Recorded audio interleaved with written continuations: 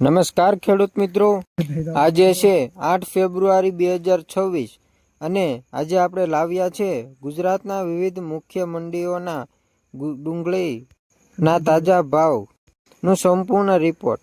જો તમે ખેડૂત, વેપારી અથવા રિલેટેબલ ઘરના ગ્રાહક હો તો આ માહિતી તમારા માટે ખૂબ જ ઉપયોગી રહેશે.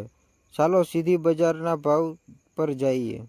સૌપ્રથમ છે ધોરાજી. ધોરાજીમાં 955 રૂપિયા પ્રતિ ક્વિન્ટલ. ત્યારબાદ છે સુરત. સુરતમાં 1200 રૂપિયાનો પ્રતિ ક્વિન્ટલ. ત્યારબાદ છે પોરબંદર 1250 રૂપિયા. ત્યારબાદ છે આણંદ 1750 રૂપિયા. ત્યારબાદ છે દાહોદ 1200 રૂપિયા. મોરબીમાં 1050 રૂપિયા પ્રતિ ક્વિન્ટલ. ત્યારબાદ છે પાંદરા 1250 રૂપિયા. જેતપુરમાં 850 રૂપિયા. રાજકોટમાં 875 રૂપિયા. હવે જોઈએ હાલનો બજારનો ટ્રેડ અને ભાવ પર અસર.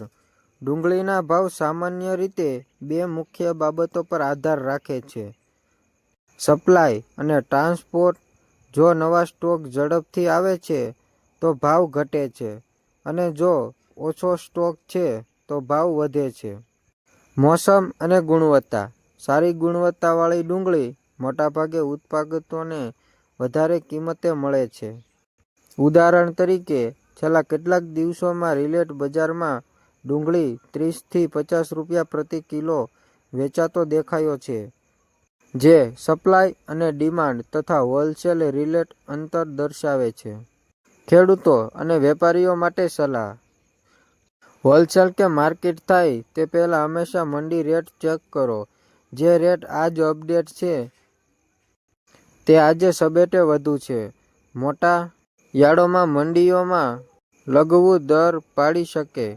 નાના વેપારીઓ માટે નીચે રેટોમાં સારી ક્વોલિટી લેવી વધુ લાભદાયક બની શકે છે. આ રહ્યો તમારો આજનો ડુંગળીનો રિપોર્ટ. મંડીઓમાં ડુંગળીના ભાવ સરેરાશ 9 થી 17 રૂપિયા પ્રતિ કિલો અંદર. સૌથી ઓછી કિંમત જેતપુરમાં અને સૌથી ઊંચો ભાવ આણંદમાં. જો તમને આ માહિતી ઉપયોગી લાગી હોય તો વિડીયોને લાઇક કરો, કમેન્ટ કરો અને મંડીઓની બીજી માહિતી જોઈએ તો સબસ્ક્રાઇબ કરો. હમણાં જ ટોચના બજારમાં અપડેટ માટે. જય ખેડૂત, જય ગુજરાત.